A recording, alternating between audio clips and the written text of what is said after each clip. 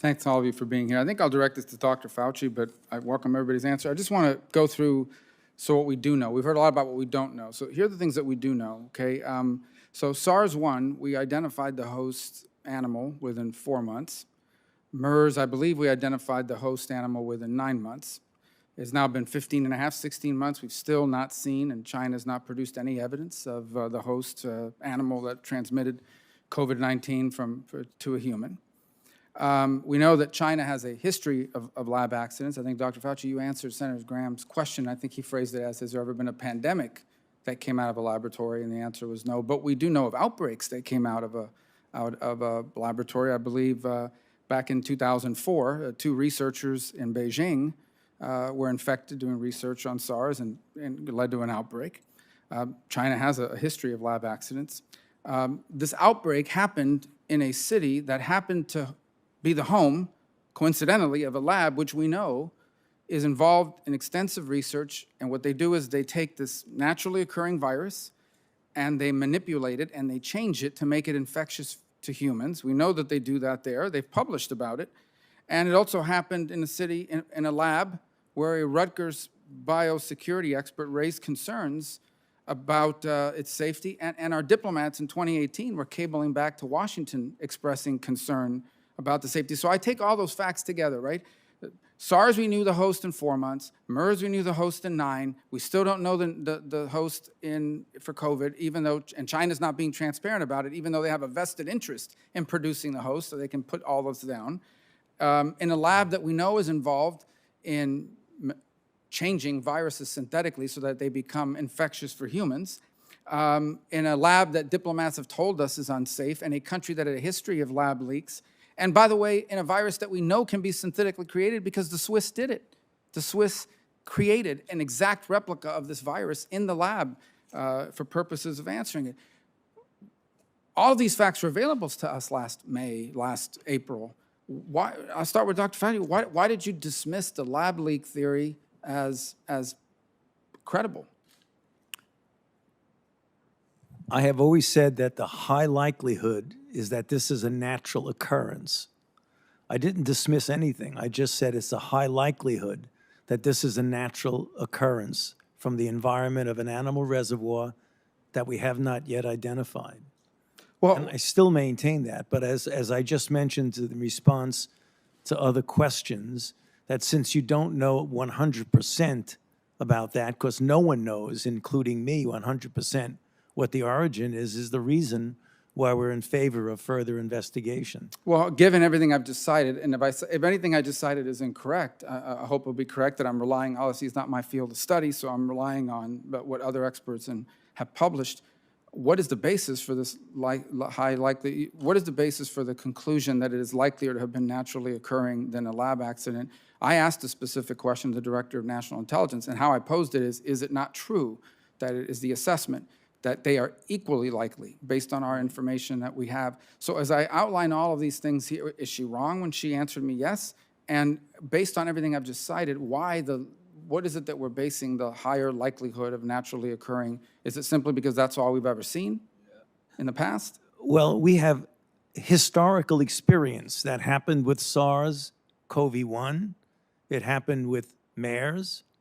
It happened with HIV. It happened with virtually all the influenza pandemics. So the historical basis for pandemics evolving naturally from an animal reservoir is extremely strong. And it's for that reason that we felt that something similar like this has a much higher likelihood. But again, getting back to what I said, and let me repeat so there's no lack of clarity in that, no one knows, not even I, 100% at this point, which is the reason why we are in favor of further investigation. But going back to precedent, the precedents require them to be similar. The difference between this one and that one is, as I said, 4 months we knew the host for SARS, 9 months we knew the host for MERS. China has all the incentive in the world to produce this host and hasn't done so. And then you add up all these other things. I mean, is it just a coincidence that happened in the city that's doing this kind of research, which, by the way, is controversial? I know you and others have been supportive of it, but it's controversial. It's not widely accepted as good. My whole point is there are people out there who had Facebook posts taken down, were called kooks, conspiracy theorists, for saying publicly a year ago what we now say may be possible. And I think those people deserve an apology at a minimum. Thank you. Apology, let me start with you. Did China try to manipulate public opinion in the United States and around the world during the early days of the COVID pandemic?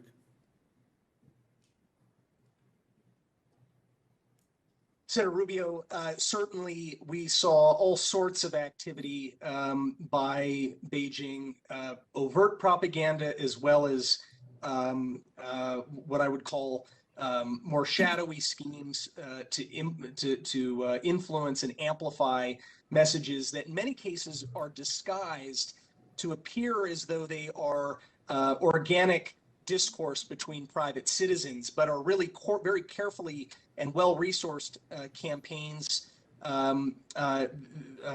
orchestrated by Chinese propaganda officials. Now, you're referencing the time early in the COVID epidemic. Some of the ones I can just think of off the top of my head were efforts to create doubt about the origins of this pandemic. In fact, to claim that that the pandemic originated from the U.S. military. We saw efforts to undermine, as I mentioned earlier, the credibility of our vaccines. Certainly quite a lot of propaganda, both overt and covert, designed to create distrust and a lack of faith in democracy as a whole, and to amp up and elevate the idea of Leninist totalitarianism as a somehow superior model, in spite of what the record has been over the decades that the Chinese Communist Party has been in power. I'm thinking of the tens of millions of deaths of its own citizens from mismanagement from their government. So the short answer is yes, sir. Thank you. Ms. Puglisi, the National Counterintelligence and Security Center warned, I think in February, that China's collecting the medical data, the DNA, and the genomic data of Americans. Why do they want the DNA and genomic information of Americans? So China has amassed the largest genomic holdings of anywhere in the world. One of the most important questions in the next generation of both medicine and also biological research is the genotype to phenotype. So understanding what genes do. And so access to that kind of data, both their own and from other places in the world, gives them an advantage in figuring out some of those problems. And we know from their central government policies and programs, they have emphasized the importance of next generation medicine, and that is a huge focus for them. Meaning the designing of precision medicine that allows curing specific conditions in people with specific genetic makeups. Yes. Mr. Avenina, how, in your opinion, how confident is China in their ability to get American banks, American investment firms, and American big business? How confident are they in their ability to get these to act as their lobbyists here in Washington? Senator Rubio, there's no lack of confidence. I don't believe the Communist Party of China has any reticence to believe they can't acquire whatever they want to acquire. And you see currently now with the new movement of the Communist Party of China investing into pension funds, both at the state and local level, as well as into our thrift savings plan federally. They do it in a sublime manner, sometimes shrouded in U.S. business investment and shrouded with third-party fund companies to be able to get and garner their corner their market, so to speak, in our investment fund. So they have no lack of confidence in acquiring anything they need in our financial services sector. No, and that's for sure. But I think the question was, how confident are they in their ability to get an American company, for example, or a finance sector or what have you, to use the lure of access to the Chinese marketplace to get them to come back to Washington and lobby policymakers here against or for decisions that China favors. In essence, they deputize them to come back and say, don't do this or don't do that. their ability to turn these American entities into lobbyists for their preferred policy outcome in our policies. Again, there's no lack of confidence, and we've seen that occur in other parts of Chinese lobbying here in D.C., hiring former members of Congress, former members of the administration, former members of large banks to be able to come back and lobby and explain China's methodology and their narrative as to why their funding is more important than any funding here. And I will reiterate Senator Warner's point that some of my activities subsequent to retirement, the private equity and venture capital folks are saying they're getting 30% ROI from investments in China. Yeah, and so just real quick tied to that, are they forward thinking enough to look at a state legislator, a mayor, a commissioner at the local level and say that person may one day be a member of Congress? Let's start working them now, get close to them, and have them adopt our favored narrative of China so that in the future, when they wind up in that position, they'll be more favorable to our views. Absolutely, and it's a common practice. I would point out that I want to note that Senator Cornyn and Senator Feinstein did some very good work that all of us on the committee supported on trying to strengthen some of those restrictions on that foreign investment with the CFIUS Act. Senator White. Thank you very much, Mr. Chairman. Thank to all our panelists. Thank you. Look forward to seeing that. Senator Rubio? Thank you. Mr. Secretary, in your statement, I think that the most troubling thing is the following quote from you. Even the most pessimistic assessment did not predict the government forces in Kabul would collapse while U.S. forces remained. I'd back that up by saying you also cite General Milley, who said there was no indication that there would be a rapid collapse of the Afghan army and government. For much of last year, I was the acting chairman of intelligence. I'm now the vice chairman of intelligence. I've been tracking this very, very closely. And just going back to the beginning of this year, obviously I can't quote the titles of the pieces, but let me suffice it to say that there are numerous pieces that would be categorized as it's going to hit the fan. And but let's just for a moment put that aside, okay? Because I think any analysis of those pieces would have led anyone to that conclusion. Putting that aside for a moment, we had every reason to believe and to plan for the rapid collapse of the Afghan military and the Afghan government. At the beginning of 2020, by all admissions, we had already really bad status quo in Afghanistan. Okay, we had a small footprint, but we had a strong commitment to air support. And that sustained the Afghan security forces' ability to resist the Taliban. The security forces of Afghanistan were suffering 10,000 casualties a year. The Taliban was suffering casualties too, but they enjoyed safe haven in Pakistan. They were able to go there to rest, to refit, to train, to recruit. And so in summary, even before the withdrawal, we had a terrible status quo. The security forces, a small number of U.S. forces, continued to die. We had U.S. losses as well. I want to mention that. But the Afghan government was still fractious and corrupt. And the Taliban had an unchallenged safe haven in Pakistan. Or put another way, and paraphrasing your own words from your opening statement, if after 20 years and hundreds of billions of dollars in support, equipment, and training, there's not enough for the Afghan government or the Afghan security forces to become more resilient or self-sustaining, what did we think was going to happen as that support began to be removed? What did we think was going to happen when that terrible status quo was changed? It doesn't take some exquisite piece of intelligence or some brilliant analysis to conclude that if you radically change an already bad status quo, by removing U.S. and NATO forces, by ending enablers and air support, the status quo was going to collapse in favor of the Taliban. This is not an argument in favor of staying. I think that ship has sailed, okay? Because I know a lot of time has been spent on justifying the withdrawal. We're not debating the withdrawal. What I'm arguing is we had a terrible status quo as is. By your own admission, the Afghan government, even after billions of dollars in 20 years, was not self-sustaining, was not resilient. We should have known that as we began to draw down support, we were going to see the potential for a collapse. And that's what all these pieces pointed to as well. So it's concerning that no one saw all of this and concluded that there was no evidence or no reason to believe that there could be a rapid collapse. More to that point, we began to see clear signs weeks ago that this is where it was headed. Without airstrikes, the Taliban now began to mass and maneuver, going from intimidating these small Afghan outposts to actually getting them into quitting. We were seeing Afghan outposts begin to quit. The Taliban went from surrounding these small provincial capitals to surrounding major cities. with 5,000 to 8,000 Taliban fighters. This is weeks before. By the way, this is at the same time as I believe on July 8th, President Biden was still giving this naive, optimistic prediction about the fighting capabilities of the Afghan forces and so forth. We could see them meticulously focused on the north. You could see that they were methodically and carefully splintering the sclerotic remains of any sort of resistance. Weeks before the fall of Kabul, you could see the Taliban was on the verge, was headed towards doing something they hadn't done before. They were going to isolate Kabul from the north, cutting off all their supply routes. So we knew before, we knew weeks before that we were headed for a Taliban control of the north. All the traditional routes of Taliban encroachment on Kabul were nearly sealed, the south and the east. Kabul faced the prospect of no fuel. The Afghan government faced the prospect of being unable to mount any viable opposition and sustain defense. What did we think was going to happen? All of those things were in place at the time.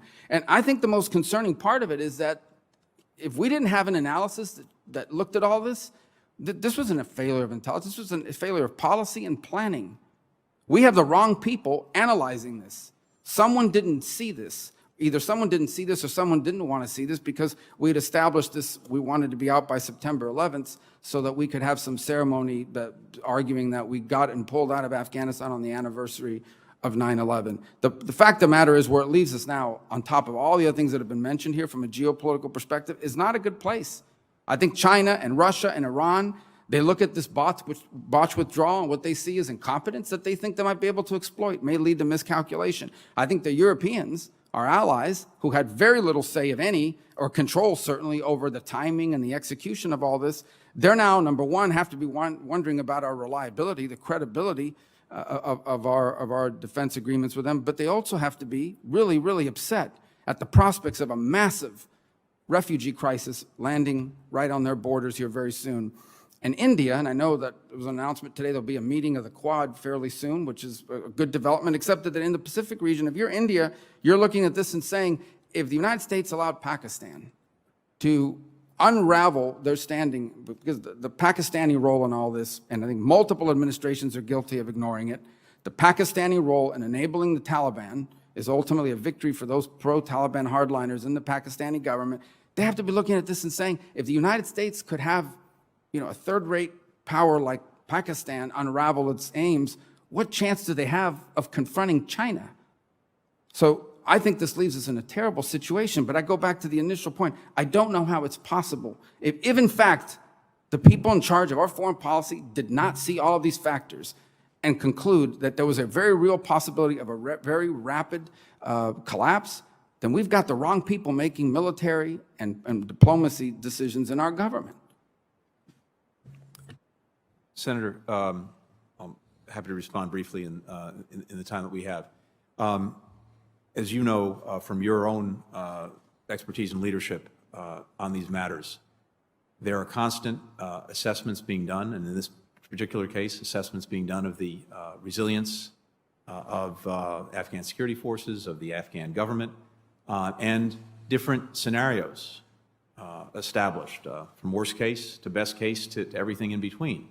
And ultimately, the preponderance of the intelligence and assessments land someplace, and there are always going to be voices, and critically important that we listen to all of them, who may be talking about exclusively the worst case, some best case, some in between. Here's what I can say in this setting, and we can take this up as well in other settings. Back in February, the assessment of the overall assessment of the community was that after a complete U.S. military withdrawal, that could potentially, in the worst case scenario, lead to the Taliban capturing Kabul within a year or two. So that's back in February, and that was more or less where things stood in the winter and into the spring.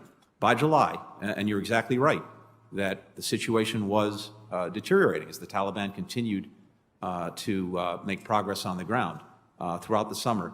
In July, the IC indicated that it was more likely than not that the Taliban would take over by the end of the year, the end of this year.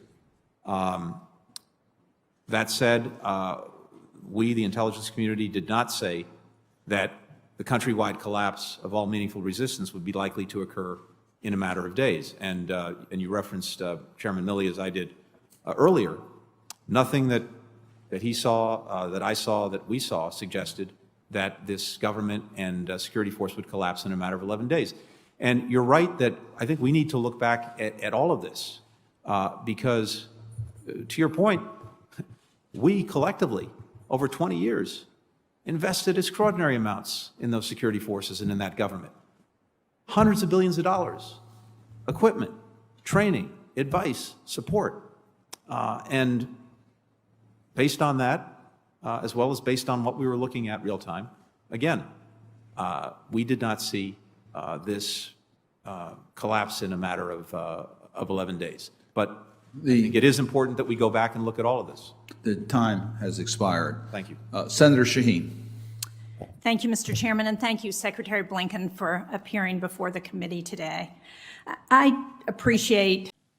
Last week, the Vice President of the United States told us that a riot that happened here in the U.S. Capitol last year was the equivalent of the day in which Japan attacked us at Pearl Harbor and the U.S. was pulled into a world war that took the lives of over 3% of the world's population. And yesterday we were treated to the President telling us that election laws that are being passed by various states across the country over the last year are basically the same, the equivalent of the segregation that existed in this country in the 1950s and 60s and before. Now look, if your daily routine is to wake up in the morning and turn on MSNBC as you ride your Peloton, and then you go on Twitter as you're drinking your caramel macchiato, and then you're reading the New York Times as you're eating your avocado toast, I imagine all this makes perfect sense to you. After all, for these people, they believe this ridiculous narrative that every Republican is an insurrectionist, probably a racist, wants to overthrow the U.S. government, and wants to destroy democracy. The good news is that the overwhelming majority of Americans happen to live back here on planet Earth. And what they're worried about, to the extent they even paid attention to any of the stuff that's been said over the last 2 weeks, what they're really worried about is the fact that everything costs more. You go to the grocery store and the shelves are empty. They have a small business and they hire someone on Monday who just disappears on Thursday and never comes back.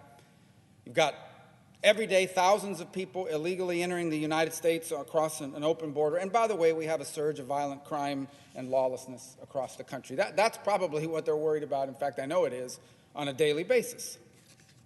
But to the extent they've paid attention to any of this, let me tell you something. First of all, I think almost everyone would tell you that what happened on January 6th here was a terrible thing. It should never have happened, and it should never happen again. But I don't care how many candlelight vigils and musical performances you have from the cast of Hamilton. You're not going to convince at least most normal and sane people that our government last year was almost overthrown by a guy wearing a Viking hat and Speedos, okay? And I don't care, how many of these speeches the president gives in which he shouts out this hyperbole and all this melodrama. You're not going to convince people that having a state pass a law that says, for example, that you have to produce an identification is the same as segregation. Nevertheless, despite the fact that that's what most people in this country are worried about is inflation and all these other things, that's not what we're working on here. That's not what we'll spend this week on. That's not what the priority of this administration has been. That's not what the president is giving speeches about. They don't care. You may care about inflation back home. They care about the fact their crisis is that there's some laws in this country, for example, some states in this country that do not automatically force everyone to register to vote. They just automatically register everyone. That's the crisis. They don't care that store shelves are empty. In fact, they've denied that the store shelves are actually empty. For them, the real problem is that states have laws, for example, that don't allow these roving gang of activists to bully people into turning over their ballot so they can show up at 6:59 p.m. on Election Day and just dump it on an elections official. And by the way, they don't seem overly concerned that there are Americans that will be fired or not allowed into a restaurant unless they can produce their papers, their vaccine card. The real problem is how dare you ask them to produce a voter ID, a photo ID in order to vote. That's their real problem. So how can this be? I mean, how can there be such an enormous disconnect between what real people in the real world care about and are talking about on a daily basis and what we're going to spend our time talking about here in these speeches that have been given over the last week? It isn't about the Capitol riot. Everyone agrees the Capitol riot was terrible and shouldn't have happened, I think. Most everyone does. But these are some of the same people that downplayed. Over 700 riots, thousands of cases of looting that happened in America in the summer of 2020. It most certainly isn't about election laws that have been passed in the last year. They've been pushing these same bills with different titles and different names. They've been pushing all of this for the better part of a decade. And it certainly isn't about voting rights. It is easier than it has ever been in the history of the United States to register to vote and to vote. And the proof is that in 2020, we had the highest turnout in over 100 and something years. This isn't about any of that. If you're paying attention, let me tell you what this is about. This is about power. This is about power. This is about changing the rules of the Senate so they have the power to ram through an election law. And this is about ramming through an election law to make sure that they never lose power, to make it easier to win elections for them, and therefore have power for perpetuity. You want to talk about defending democracy? Let's talk about the Americans, real people, who are afraid to donate to a political campaign, to put a bumper sticker on their car, to tell people who they voted for. They're afraid because they don't want to get canceled, they don't want to get boycotted, they don't want to get harassed, so they're afraid. They don't want to get smeared. Want to talk about totalitarianism? Let's talk about the fact that the Attorney General of the United States has said, let's go after some of these parents complaining at school boards and treat them as domestic terrorists. And listen, if you want to talk about segregation, then let's talk about a system of education that is both separate and unequal, divided between the people who can afford to spend $50,000 or $60,000 a year to send their kids to a fancy school where they get SAT tutoring and they get all kinds of advantages, and the thousands, no, millions of American parents that are Hispanic and African American and others who have no choice whatsoever as to where their kids go to school. They have no voice. They have to send their kids to the school the government tells them. These people don't care about any of this because it's about power. It's not just the power to change election laws. We've seen it. It's about the power to tell you what you're allowed to say. It's about the power to tell you where you're allowed to go. It's about the power to tell you what you're allowed to do. It's about the power to intimidate, to destroy, to smear, to call a racist, a bigot, a hater, anyone who dares get in your way, anyone who dares disagree with you. It's about the power to do that. Well, let me tell you something. I was raised by and have lived my entire life alongside people who lost their country, the country of their birth, to power-hungry people just like that. I warn you, do not stand by and allow it to happen to this one. I yield the floor. What a great speech, what a great governor, what a great delegation, what a great state you guys are. We're not far from you in Florida. I want to start, this is a Trump rally, so we speak straight. I want to speak straight to you, okay? All right. When they called me about this yesterday, I want to be honest, when they said, yeah, we're doing this rally in Georgia, maybe you want to come up, it's not that far, you know, and I said, look, I don't know, I mean, right now, we're up 10-3 in the first half, and yeah,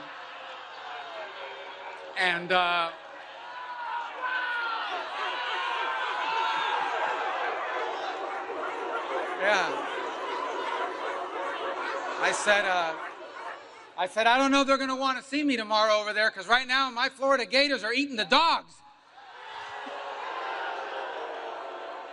But they played the rest of the game, and Georgia went Georgia on us, and so I'm sure you're very happy to.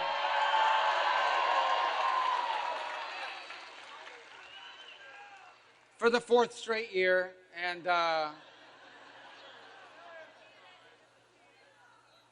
so, but I said, I got to go. I have to be there. First of all, because they're going to be in a good mood. And second, because of what's truly at stake. Look, I thought I was going to come up here today and tell you about all the horrible things that are being said. I'll be honest. Look, there's always been bias in the media. I don't know if you guys know that. There's always been bias because, and I mean bias exists because every human being is biased, okay? I'm biased, all right? We're all biased. But I don't think we've ever seen what we've seen in the last 10 days. This is nothing but a full-scale effort to do everything you possibly can at virtually every major media outlet in America to depress and suppress Republican votes and Trump voters and to undermine and prevent Donald Trump from being elected. I've never seen anything like it. It's a full-scale assault. Even yesterday, Kamala Harris was apparently on an airplane headed to Michigan. They called her, do you want to be on Saturday Night Live? And they made a U-turn, apparently left a bunch of people stranded waiting for her. I don't know how many people went to a rally anyway. She probably told them Beyonce was going to be there, so they all showed up. And then, you know, did a U-turn and went to Saturday Night Live, by the way, in violation of the law. But my only hope was, I hope she laughed on Saturday Night Live in front of millions of people just to heard her laughing for a few minutes, because that's probably worth 2 to 3 million votes right there. But it's an full-scale assault. I did a show this morning, and it's interesting. They take like a 5-second snippet of something Trump says and says, oh, he's calling for violence or he's violent rhetoric. I said, violent rhetoric? He's the guy that's been shot at one time and almost assassinated the second. He's the violent rhetoric? They're the violent rhetoric. So, but all this is happening, but I want to focus on something in the limited time I have with you that's a little different, but the same in some ways. And that is what we're hopeful of. Look, my parents were born in Cuba. They came here in 1956. There's no way there's 4 Cubans here. That's not true. There's not true. 4? If there's 5, it's called a conspiracy. 4 is all right. It's manageable, manageable. By the way, I want to make clear, Mark Cuban is not Cuban, okay? I don't know how he got that name, but he's not Cuban. He's not Cuban. All right. So, and I'm an American by birth, they're Americans by choice. And let me tell you something, there isn't a day that goes by, and it sounds like maybe it's not true, but it really is. There isn't a day that goes by where I don't thank God that they came here and that this country existed, that it was the nation that was 90 miles from the shores of the nation of their birth. Because it was the only place in the world where anyone from anywhere could achieve anything by working hard and playing by the rules. And I'm telling you guys, as someone, I don't know, I never lived in another country, but I lived surrounded by people that did. And the people who have come from other places and know what life is like outside of Americans, they're the first ones to tell you, do you guys have any idea how special, how unique, how extraordinary the country that you have is? How extraordinary and special the United States is. And it is something that I think have been instilled in me my entire life, but it's what propelled me to want to serve in public office. And it's what I fear is at stake and what we're losing. Not because our people,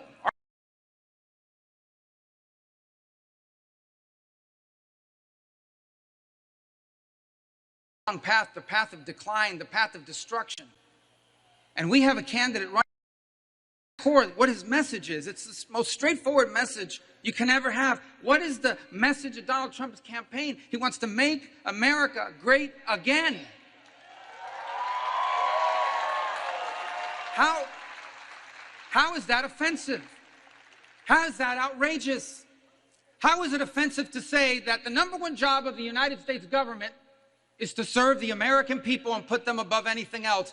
When did that become offensive? That's common sense, and we need that again. We need a government led by people with a president that puts you.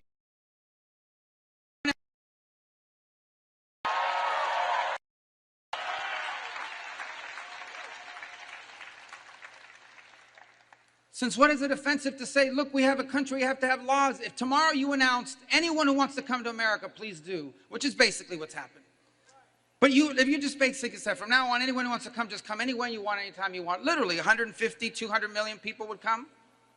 They would come here. But no country in the world would do that, except this one under this administration of Kamala Harris and Joe Biden. And when you have 11, 12, 13 million people, yes, the majority of them are not criminals, but if 5% of 12 million people are dangerous criminals, that is a lot of dangerous criminals, and they're in our country, and they're doing damage now, and that needs to stop. How is it offensive to say that that is going to stop?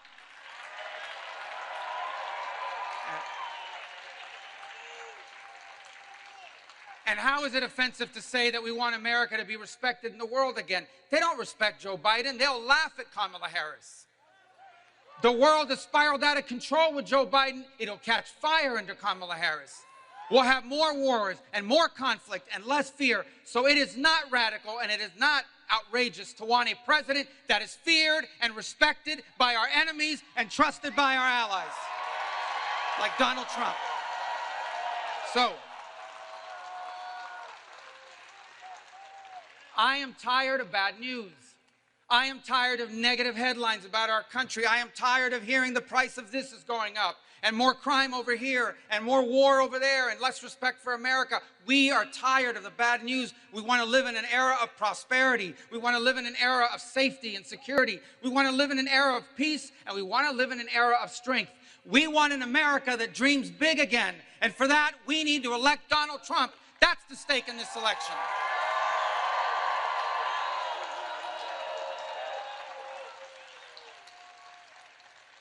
That's the America I grew up in.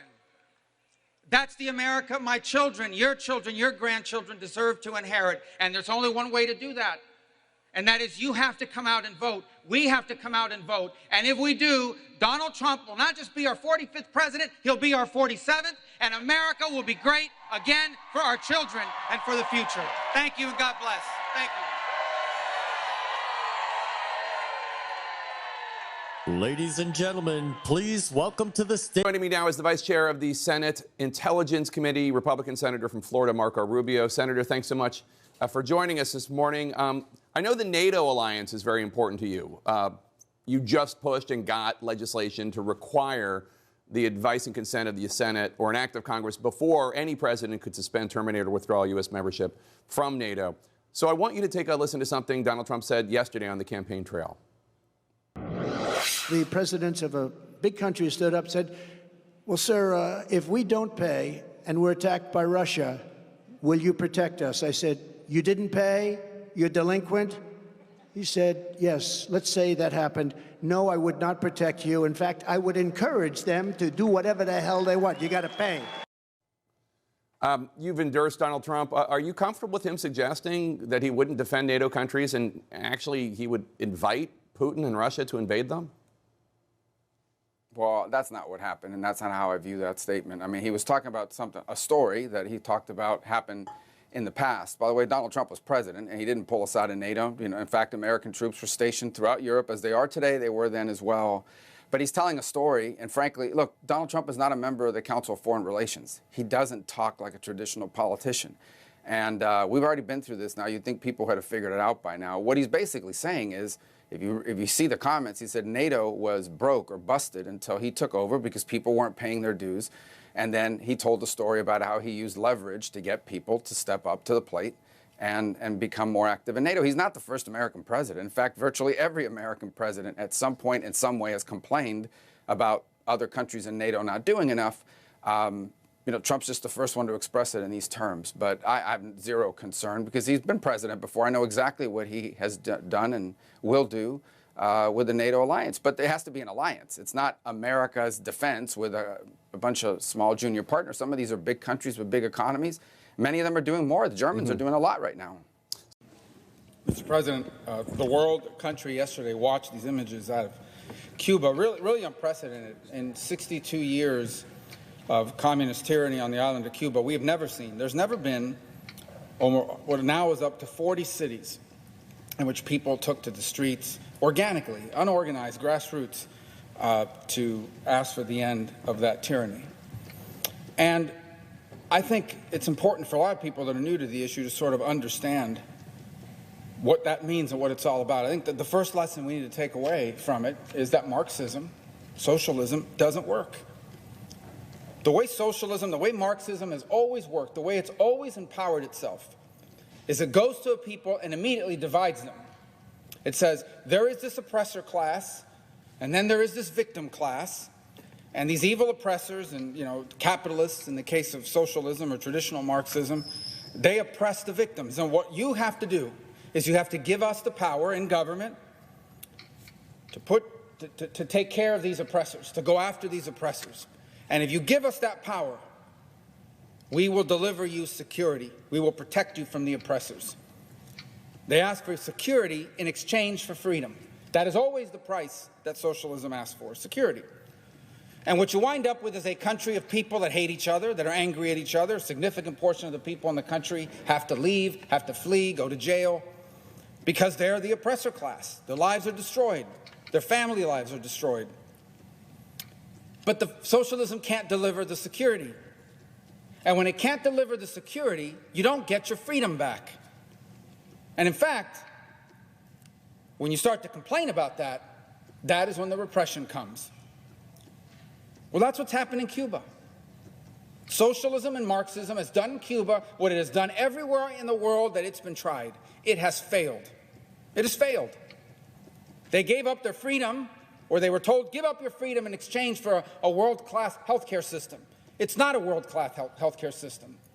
In fact, it's a healthcare system that does not even have the ability to deal with COVID at its very basic level. That says, give up your freedom for economic security. What economic security? People are hungry, homes are crumbling. There is no economy. There is no real economy in Cuba. Give up your freedom and you'll have an education, free education for everybody.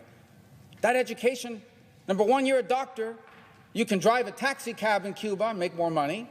Or number two, you get forced to go overseas and work basically on slave wages. No pay, barely any pay at all. It's basically human trafficking, as our own Department of State found when it looked at the Cuban doctors program and how it's been abused. And so what's happened in Cuba is socialism has failed. It has to repress the people who complain about it. You don't get your freedom back, and like socialists always do, they have to find someone to blame. And who do they blame? Number one, they blame anybody in the country that doesn't agree with them. You're immediately a counter-revolutionary. You're immediately a pawn of the imperialists. And then, of course, they always blame the United States. The problem in Cuba for the regime is the people aren't falling for those lies anymore. They're not. The embargo, that's the first thing they blame. It's the embargo. The embargo's causing all this. Why aren't fishermen and farmers in Cuba allowed to fish or grow things and sell it to people? It's not the embargo that keeps them from doing that. It's the regime. Why can't Cubans own a small business? Why can't a Cuban do in Cuba what they can do in Miami, what they can do in Washington, what they do in countries all over the world? They can't do it in Cuba. They can't open a small business. That's not the embargo that keeps them from doing it. In fact, U.S. law allows us to trade and to do commerce with small businesses that are independently owned by Cubans. You know why Cubans can't own small businesses? It's not the embargo. It's not the U.S. It's the regime that doesn't allow it. People see these lies.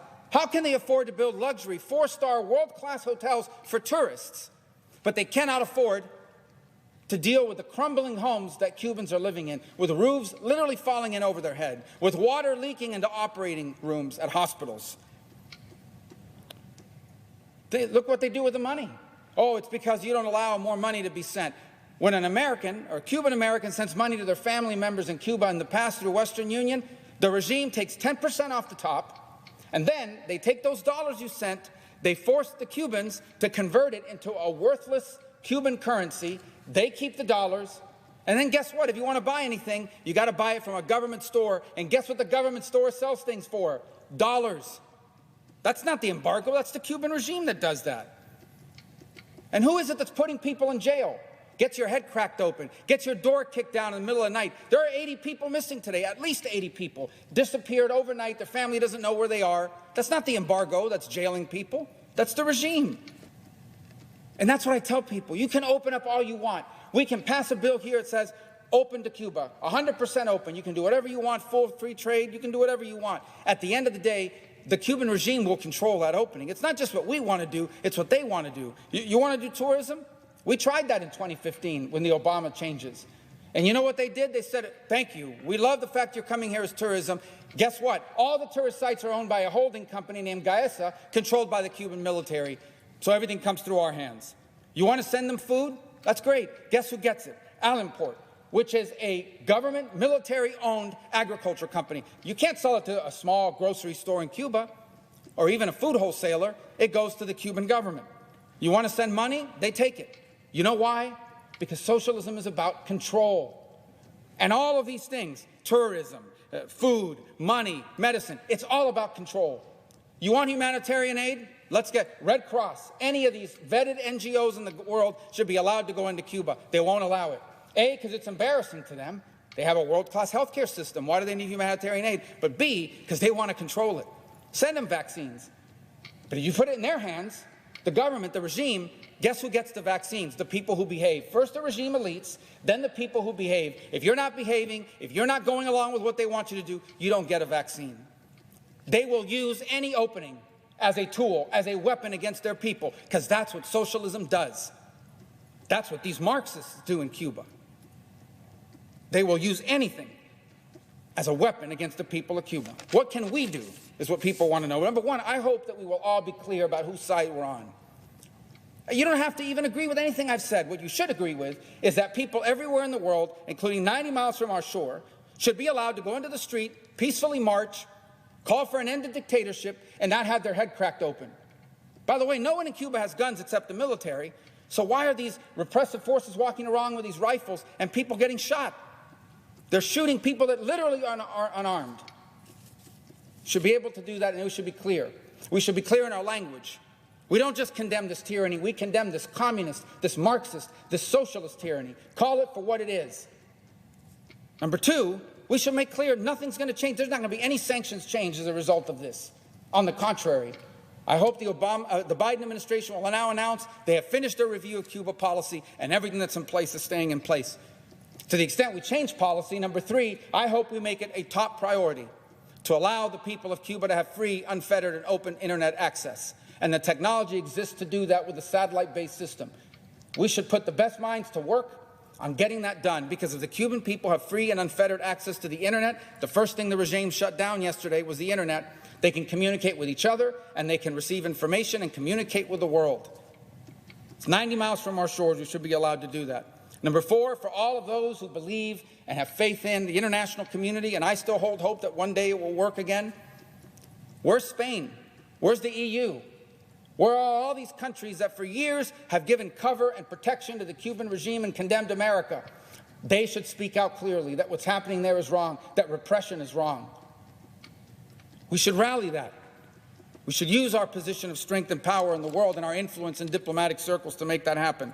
And number five, I hope the president will be very clear with the regime in Cuba that we will not tolerate them encouraging a mass migration event, because I'm warning you, this is what they do. They've done it twice already. Things get bad and they say, look, if you don't lift sanctions, if you don't go back to the Obama-era policies, if you don't get rid of the embargo, it's inevitable. You're going to have 50,000 people take to the ocean and head towards the United States. They've used that against us twice. They did it in '94, they did it in 1980 with the Mario boat lift. And President Biden needs to be clear, whether it's through private channels or saying it publicly, be abundantly clear that we will treat the encouragement of mass migration towards the United States as a hostile action and act accordingly. That cannot be tolerated. I want to close with this. I recognize that most of the members of this chamber, most of the people here in Washington, and frankly, most of the people in the country do not pay attention to Cuba on a daily basis. I get it. I really do. But if you're not following the issue of Cuba, you can be forgiven for not knowing that what we're seeing, what we saw yesterday, what we're seeing today, what's happened recently, none of this was started by politicians. Wasn't started by me. Wasn't started by anybody in Miami or in Florida.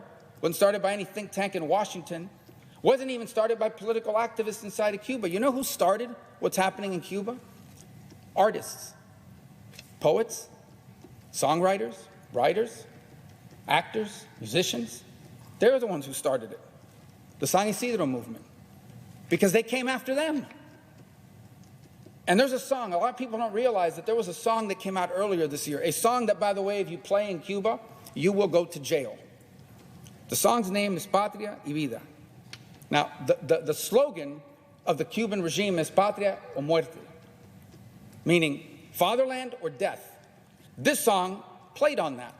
It says Patria y Vida, which means fatherland and life instead of fatherland or death. And the song is extraordinarily powerful because it was written by people and sang by people who have lived this reality and are living this reality. So powerful that, as I said, you'll go to jail in Cuba if you play it. And what the song basically says in its lyrics is, why can't people think different ways and not be treated as enemies? Why is life so good for party insiders and their families, but there's no food for average Cubans? Seems to be no embargo for the Cuban regime and their family members. Why can you build luxury hotels while our homes are crumbling? Why do Cubans have to suffer the indignities? The indignities of simple things like not being able to bathe with soap, not being able to use deodorant, not having toothpaste. Why do they have to deal with these indignities? And the song also asks, who told the regime that Cuba belongs to them and only them? Shouldn't it belong to all 13 million Cubans? The chorus, I'll read first in English and then I'll translate it in Spanish, because it actually plays on the dominoes. Dominoes is a very popular game played by Cubans, played by everybody, but Cubans in particular. It's a big game there. The chorus reads, se acabó, tu 5-9, yo doble 2. Ya se acabó, 60 años, trancado el dominó. And how it translates, it says, it's over. You're 59, meaning 1959, the year the Castro took over, but I have double 2s. And everyone knows that if in the domino game, if at the end of the chain, both dominoes, no one has any dominoes left to put down, the game gets locked. And you count numbers, you count dots, to see who won. So it says, it's over. You're 59, but I have double 2s. It's over. 60 years with the domino game locked up for us. Now, I know this is a very colloquial, Cuban way of expressing it, but this is incredibly powerful. People in Cuba understood what that means.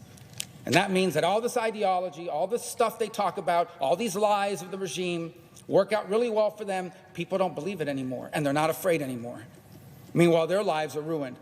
Young people in Cuba, artists in Cuba, who realize that the only country on this planet where Cubans are not successful is Cuba. And they're tired of it. And we should stand with them. Mr. President, I yield the floor. Mr. Chairman. Senator Rubio. Secretary Nuland, does the United States recognize Juan Guaido as the president of Venezuela? We recognize his leadership in Venezuela, yes. Do we recognize him as the president of Venezuela? Is that not our official position? It is. So why would we meet with a dictator, Nicolas Maduro, without telling Juan Guaido or the ambassador here in the United States that it was happening? I know you told them afterwards. Why wouldn't we coordinate with them beforehand? We did coordinate with them beforehand. We met with the opposition before that meeting. You met with the opposition after that meeting? I will take that. I think it was the other way around, Senator. Well, I assure you it was after that meeting, and certainly the ambassador feels that way. He was not aware of it until after that meeting. You are aware that the Venezuelan oil industry is in shambles after years of mismanagement, corruption, it's a personal piggy bank. They produce on a good day, about a quarter of what they're used to produce, what we would all remember as Venezuela. And every informed person in oil industry will tell you that if we were to buy all of it, and we can't because some of it's already contractually committed, it would be an insignificant impact on U.S. economy. So but it would be a huge benefit to Maduro. It would be millions of dollars for his personal piggy bank.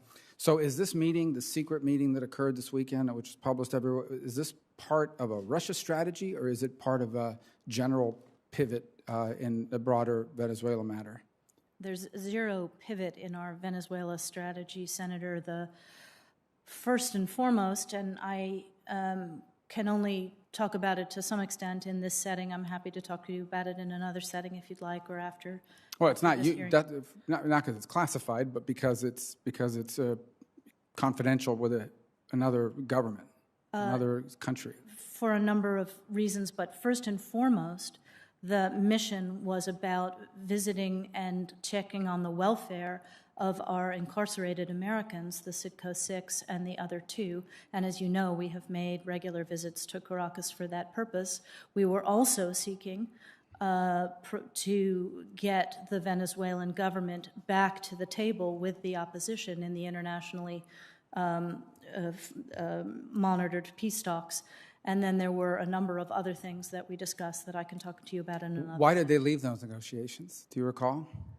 They left them because they objected to the extradition of one of Alex Saab. Yes, exactly. Yeah, one of the guy that was right. helping them to Right. steal gold and sell it to Iran. But I think you'd agree that if they were willing to come back to the table with the opposition, that would be a good thing for the opposition's goals. Actually, I don't really think it would matter. Maduro's he's a habitual negotiator. but he never leads to anything. That's why the Vatican won't even host him anymore. Other countries don't even want to be involved anymore. He uses negotiations the way Putin does, habitually, to divide and demoralize his opposition. I just don't understand why we think that cutting a deal with Maduro now to lift sanctions, as he yesterday bragged on television about that meeting and how it's the end of, and as they mocked Guaido, that meeting did tremendous damage to the person that we recognize as the president of Venezuela. It's incredibly troubling, and it would mean nothing. We would notice nothing. He's more than happy to agree to negotiations. He uses them to divide the opposition and demoralize them habitually, the way Putin has done as well. I only have a minute left. Let me ask you, does Ukraine have chemical or biological weapons? Ukraine has biological research facilities, which, in fact, we are now quite concerned Russian forces may be seeking to gain control of. So we are working with the Ukrainians on how they can prevent any of those research materials from falling into the hands of Russian forces should they approach. I'm sure you're aware that the Russian propaganda groups are already putting out there all kinds of information about how they've uncovered a plot by the Ukrainians to release biological weapons in the country and with NATO's coordination. If there's a biological or chemical weapon incident or attack inside of Ukraine, is there any doubt in your mind that 100% it would be the Russians that would be behind it? There is no doubt in my mind, Senator, and it is classic Russian technique to blame on the other guy what they're planning to do themselves. Last question. I am certain that the Russians were looking at their reserves as a way to buffer sanctions. Do you know how, now that we've sanctioned the central bank along with others, do we have an idea of what percentage of their reserves are frozen or inaccessible to them? Virtually all of them are now frozen. You notice that the country's been under currency controls for almost 2 weeks now, and the whole point of putting so many of these top 10 banks under sanctions is to make it impossible for them to get access to their cash in hard currency. Thank you. Senator Shaheen. Thank you, Mr. Chairman, and thank you for being here. Time is short. I did want to ask you, I'm curious how U.S. interests were advanced by promoting a film festival in Portugal that highlighted Minban, which is a film about a 17-year-old boy who has sexual relations with an adult bartender, and Saint Narcisse, which I think is how you pronounce it, which is a film about incestuous twins. How would promoting, which was part of some sort of drag queen film festival in Portugal, how does that advance our national interest, and how much taxpayer money was spent putting on this film festival? Thank you for the question, Senator. I will take it back to get an answer for you. I do not know. You're not familiar with this? I am not familiar. So you don't know how much we spend or how many State Department employees work. You're just not familiar with the topic. I'm not familiar with those films or that festival. So, okay. Yeah. Thank you. Do you handle festivals as part of your portfolio? I do not. Okay. Senator. Well, does she handle? No, Mr. Chairman, that's not the point. The point is it's part of the diversity. The point is, I just equity. want to clarify for the record that she does not handle festivals. It's a legitimate question, and I look forward for her to get back. She handles diversity and equity issues, which was part of a diversity and equity initiative. But that initiative isn't necessarily one that is diversity and equity. It may have been part actually of the was State advertised as such, program. Mr. Chairman. It was advertised as such. Okay. Well, then I look forward to seeing the answer to that as well. Senator Coons. Thank you, Chairman Menendez and Ranking Member Risch, and thank you to our two witnesses today. I am so pleased that you are here. I think this shows intentionality.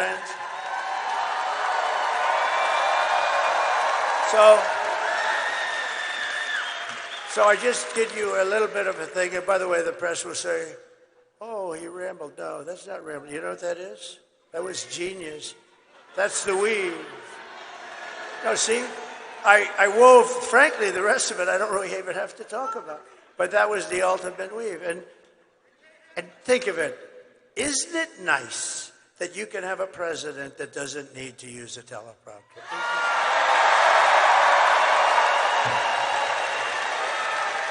Isn't it nice?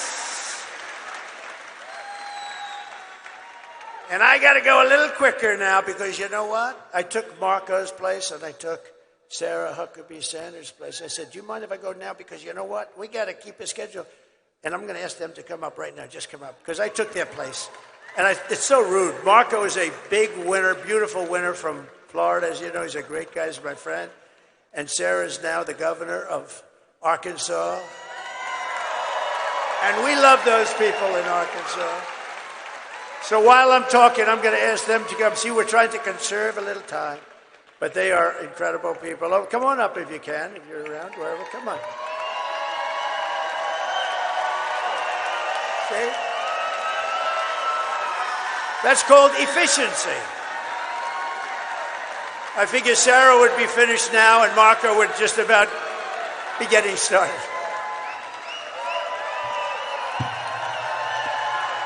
Two great friends, two very talented. No, but I figured Sarah would just about now be finishing and Marco would be starting. And you know, he's a great speaker. They're both great speakers. They speak for a long time. And I'd be sitting in the back and say, get them off the stage now. So they were so nice. And I'm going to just ask them to each say a little bit. And we're then going to make our next stop. Come on. Thank you, sir. Good morning. It is an honor to share the stage with America's best and favorite president. And soon to be our next president again. We know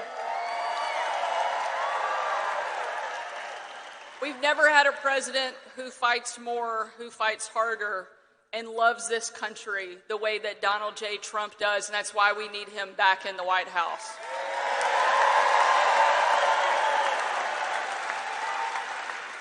Every day when the left was relentlessly attacking me, it was Donald Trump who stood up for me, who empowered me, and gave me confidence to do my job, and that's what he does for every single American, every single day. He will not let us down. Make sure you get out and vote, North Carolina. We need you because America needs Donald Trump, and we're going to make it happen. Thank you so much for all you're doing.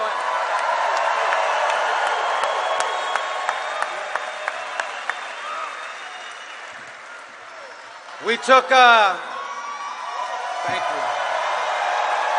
Thank you. Thank you. Wow. Unfortunately, our country took a wrong turn 4 years ago, and now we're stuck in a malaise. Everything is bad news. Our border is broken. We're not respected in the world. Hardworking men and women have been forgotten and left behind. Our allies don't trust us, and our enemies don't fear us. We are tired of living in a country that is no longer dreaming big, but that is going to change tomorrow, and you're going to help change it.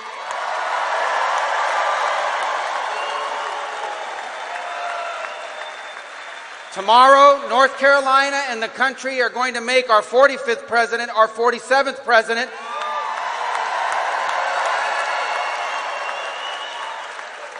And with Donald Trump back in the White House, together we will dream big again for this country. We will be a country that once again is proud of its history, excited about its future, because together with Donald Trump, we are going to make America not just great, but greater than it has ever been before. Thank you.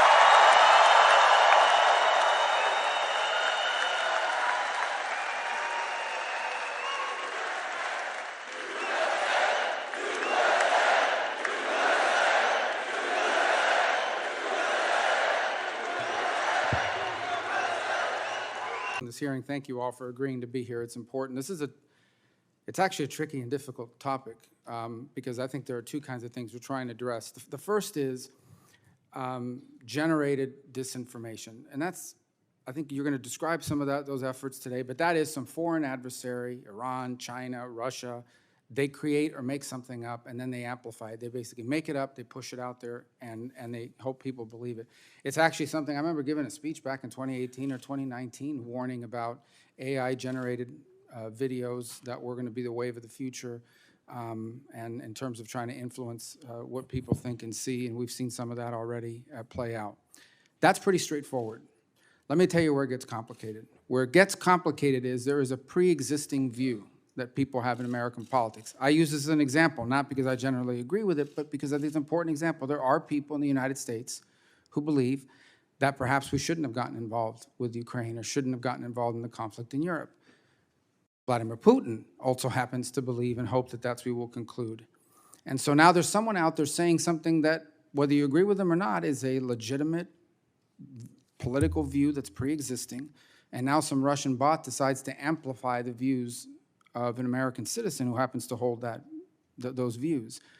And the question becomes, is that disinformation, or is that misinformation? Is that an influence operation because an existing view is being amplified? Now, it's easy to say, well, just take down the amplifiers. But the problem is it stigmatizes the person whose view it is. Now the accusation is that that person isn't simply holding a view, they're holding the same view that Vladimir Putin happens to have on that one topic, or something similar to what he has, and as a result, they themselves must be an asset. And that's problematic, and it's complicated. And as we try to manage all of this, we recall that in 2020, this is now well known, obviously it's been well discussed, there was a laptop, Hunter Biden's laptop, there was a story in the New York Post, and 51 former, and I say former because I have people coming all the time saying intelligence officers, these are former intelligence officials, went out and said this has all of the attributes of a Russian disinformation campaign. And as a result, the New York Post, who posted the original story, had their story censored and taken down, their account locked. There was a concerted effort on the basis of that letter to silence a media outlet in the United States on something that actually turned out not to be a Russian disinformation. Even though I imagine maybe the Russians wanted to spread that story. They might have amplified it, but it also happened to be factual. We know, based on the letter from the CEO of Meta, that the government pressured him during the COVID pandemic to censor certain views, and he expressed regret about agreeing to some of that. And so there are people in this country that had their accounts locked or even got, in some cases, canceled out because they questioned the efficacy of masks, something we now know Dr. Fauci agreed masks were not a solution to all the problems, that questioned the whether there was a lab leak, or put out the lab leak theory that at one time was considered a conspiracy and a flat-out lie, and now our own intelligence agencies are saying it's 50% likely, just as likely as the natural occurring. So this is a tricky minefield, and it's even trickier now because Russia's still doing it more than anybody else, but the others, you don't need to have a big, expensive operation to pursue some of this. I think we should anticipate that in the years to come, and it's happening already, the Iranians are going to get into this. They already are. The Chinese are going to get into this business. They already are. And you see them using that in other countries to sow discord and division. It's coming. It's also North Korea, multiple, and maybe even friendly states who have a preference on how American public opinion turns. So I do think it's important to understand what our policies are today in terms of identifying what is disinformation, what is actually generated by a foreign adversary versus the amplification of a pre-existing belief in America, which has left a lot of people in a position of being labeled collaborators, and when in fact they just hold views that on that one issue happen to align with what some other country hopes we believe as well. And I'm very interested to learn what our internal policies are in these companies, because I think it's a minefield that we may end up sowing in an effort to prevent discord. I don't want to sow discord, and that's one of the dangers that we're now flirting with. So thank you for being here. I look forward to hearing your testimony. And before I go, I just want